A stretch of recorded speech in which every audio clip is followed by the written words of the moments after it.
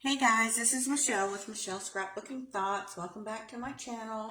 Today we're going to make a really cute wallet size folio is what I'm calling it. We're going to be using the Stamperia gardening paper. It is absolutely adorable. I love the colors and it just speaks, I don't know, like a country boho chic vibe, I guess. I really like it. I like the colors in there, like I said, and we're going to make this cute little album here. It's kind of a wallet style folio. It just opens up with a magnet on the front and it folds down. And then we've got tons and tons and tons of opportunities for photos as well as journaling. Now on this one, I only did the scrapbooking paper on the fronts. Oh, got stuck together. On the fronts to decorate because I wanted people to have plenty of opportunity to maybe put a photo and then journal, photo, journal, you know, but you can put scrapbooking paper all over it if you want to. But this is a good way just to make a quick little album for somebody. They can put their photos in, and it's also, if you have a limited supply of paper, you know, it doesn't take very much to put it together and give it to someone. But if you've got an abundance of paper, you know, that you've collected over time, by all means, you know, you can do the whole thing with scrapbooking paper. And then there's a small pocket down here. You could put some tea bags in if you wanted to. I just put some more photo mats in the bottom, but, you know, lots of different things you could put down here. And then it just folds back up. And the entire wallet is approximately, let's see, 4.5 by 8 3/8. So it's a nice size wallet. Let's see, on this side you'll have an opportunity for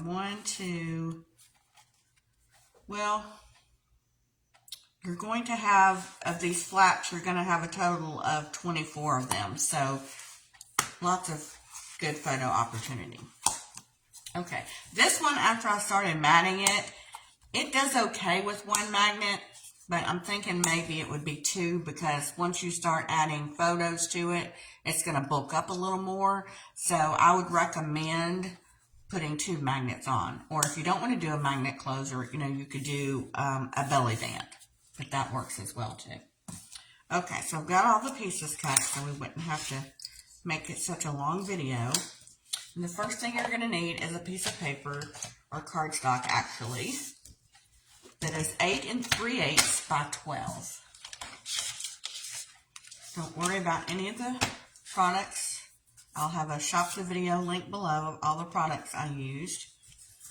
And if you like any of the videos that I've been doing lately, please go ahead and hit that subscribe button and give me a thumbs up. It really helps my channel, and it also helps keep me motivated to make you guys more videos. Okay, so we've got an 8 3/8 by 12 piece. And on the 12-inch side, we're going to make our first score line at 4.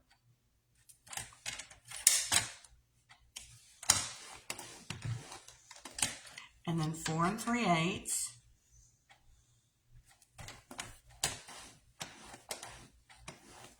Four and 5/8.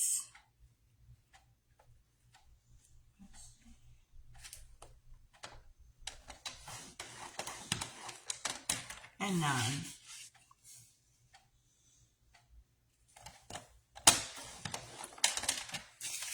Okay, so that's basically the shell of the little folio.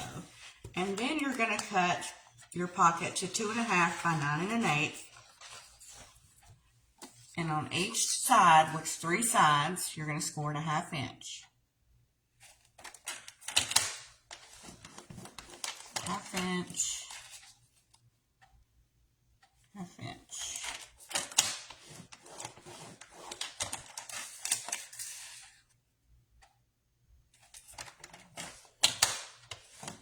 So just remember, on that pocket piece, you're only going to score 1/2 inch on 3 sides. Okay. Now for your flaps, these are 4 1/8 by 4 5/8, and we're going to score on the 4 5/8 inch side at 1/2 inch. I'm going to do a few with you, but I went ahead and did the rest of them so you wouldn't have to watch me do this 100 billion times. That can get a little boring. I know it does for me anyway. I don't need to see somebody do it a billion times. So a 1/2 inch on that 4 5/8 inch side.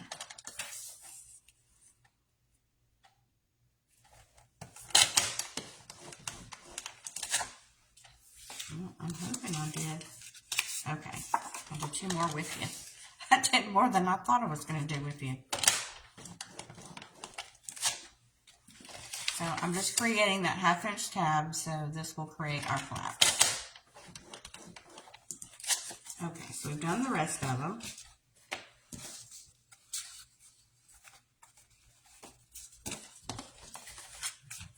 I'll just go ahead and put this away for now.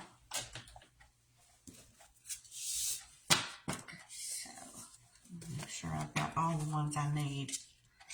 1, 2. I think we're going to need 7. So I think it's a total of 14. 7 on one side, 7 on the other. 1, 2, 3, 4, 5, 6.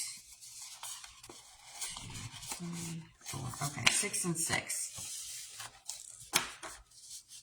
So what we're going to do is we're going to fold and burnish on this 1/2 inch score line.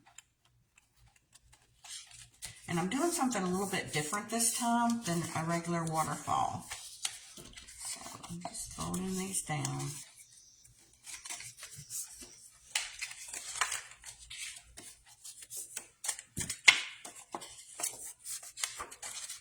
Okay, and what we want to do is we just want to start stacking these together. So I just want to start putting these together like this.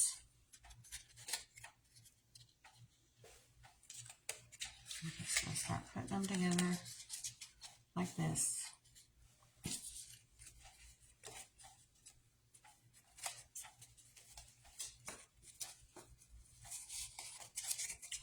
But they're supposed to stay together on me. So I want to see more of that like this than the way I had it before. Okay, normally what I would do in a waterfall that you've seen me do is put score tape on these flaps, and we're not going to do that this time. We're going to hold these together, and right here at the top, we're going to start adding some, I'm going to do wet glue. If you're going to do this method, you need to do wet glue. We're just going to rub this on, get it in the grooves. It can be a little messy, and then we're just going to hold these together.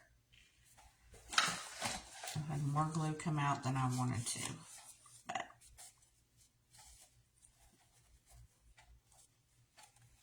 but typically what I'll do is just hold these together for a minute while we work on the other side. So I'm going to do the same thing.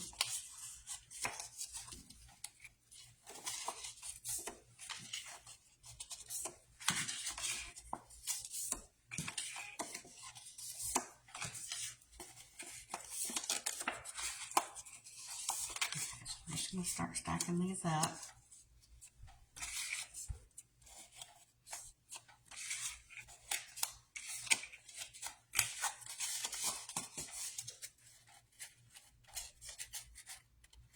And I just want to get them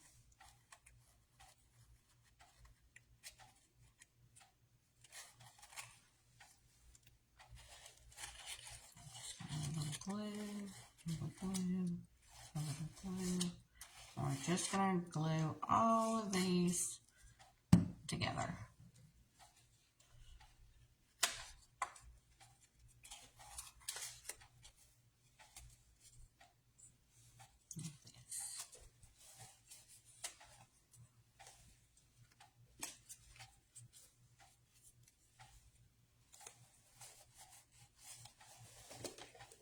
I'll get another clip.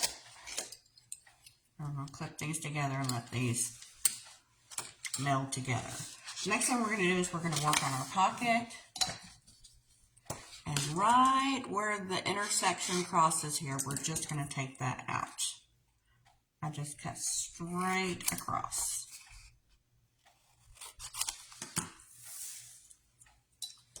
And we're going to fold and burnish.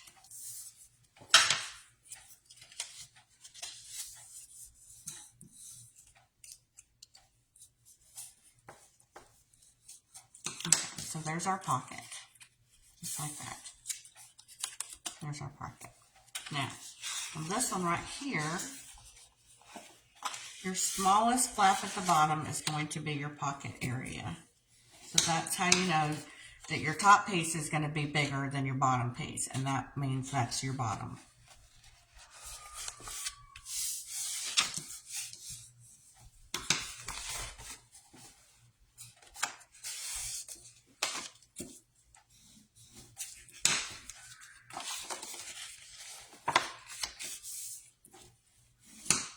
And then it comes around like that. So that's how that works. Okay. So our pocket essentially is going to fit right here. So you can either put like a little thumb notch in it, or you can leave it plain. And I think I'm going to leave mine plain.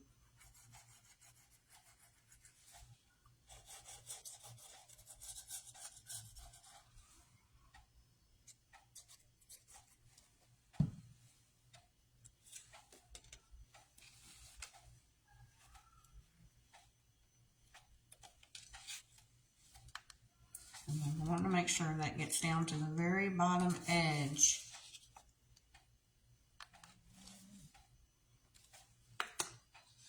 Which is why I use glue, so I have just a few more minutes, because it's rare. It has happened, but it's rare that I can get things placed the first time exactly where they go. I'm just going to get that in good varnish. And then we have our pocket. Alright, so for these, they're all together now. They're all together. This one flap right here, we're going to put on this side to the far left.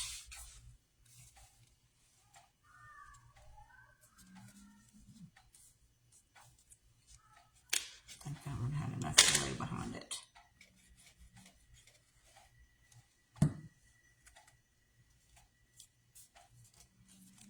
Alright, so we're going to put some glue on this flap.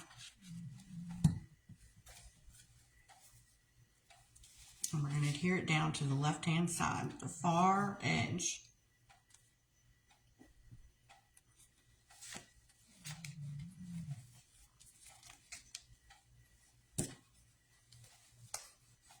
I'm going to use my bone folder to really make sure that that's adhered down well.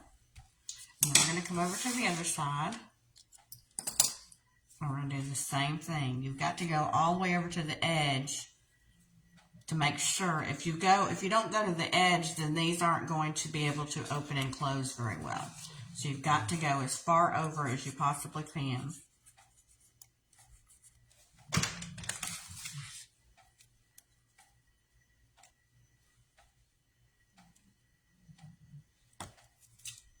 And then you want to get them to match up. If for some reason you didn't get it over far enough and you can't rip it up because it'll rip your paper, just, you'll have to come through and just, on all of them, just trim them off a little bit.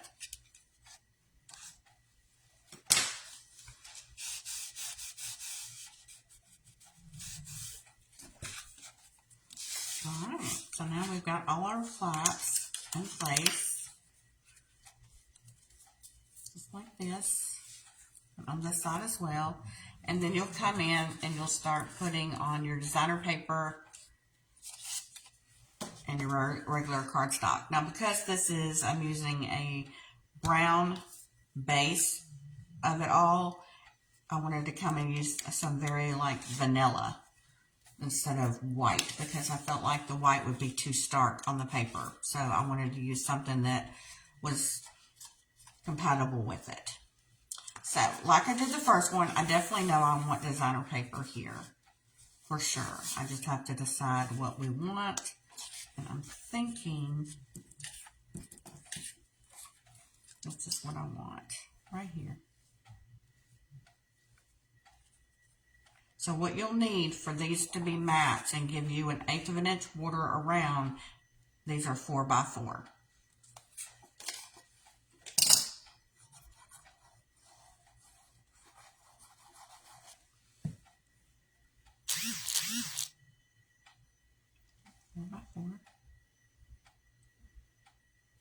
That gives you a nice little border around there.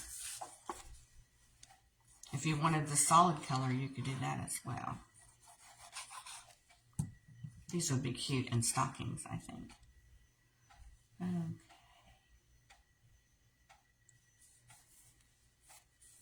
I don't know about you guys, but if you've been following me for a while, you know I am all about fall and winter. They're my favorite. Okay, so we've got these two on, so then you just have to decide, do you want to do just cardstock on the inside, or do you want to do all designer paper? So I think I've cut enough, but I was going to do some. Let's do this.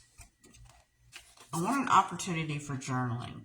It's really hard for me to journal on designer paper, so I always like to try to put something solid. That way I can put a picture on something that has designer paper matting behind it, and then right next to the photo, I can journal what was going on. So I think that's what I'm going to do. So have a photo here, photo opportunity here with journaling on the right.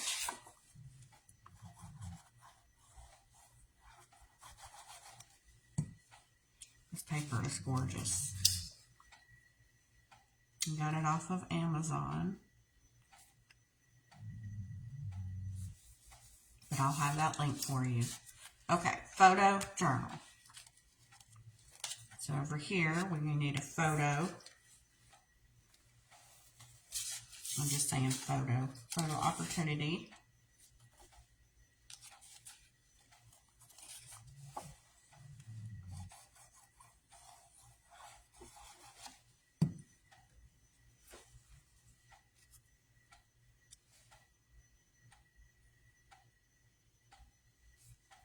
You know what? I put that upside down. The lettering up there is upside down, so that's going to bug me. So let's turn this right way. Okay, and then we have our journaling spot that goes here. But there's plenty of ways to do this. You know, you can do all designer paper if you want to.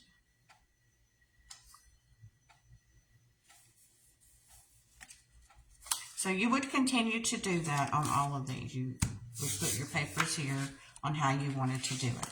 And then you're going to come in, because I don't think you guys need to see me put all these on. So for your matting, you're going to need a top piece and a bottom piece. And for the matting, you're going to need a piece that's 2 7/8. 2 7/8 by 8 1/8. 2 7/8 by 8 1/8.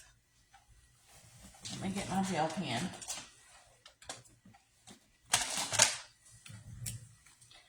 So 2 7/8 by 8 1/8. So you'll need 2 of those, one for the top, one for the bottom. And then for this piece here that's going to go just above the pocket, that's going to be 2 inches by, should be 8 1/8. 8 1/8.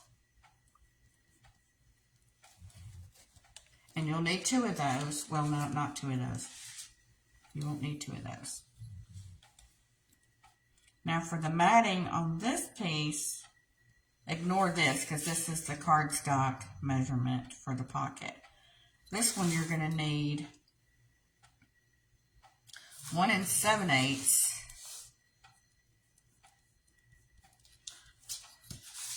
And your pocket will be shorter by 7 7/8. Okay, now on this piece back here, if you want to do your back, I think I did my back on these. Yes, I did do the back.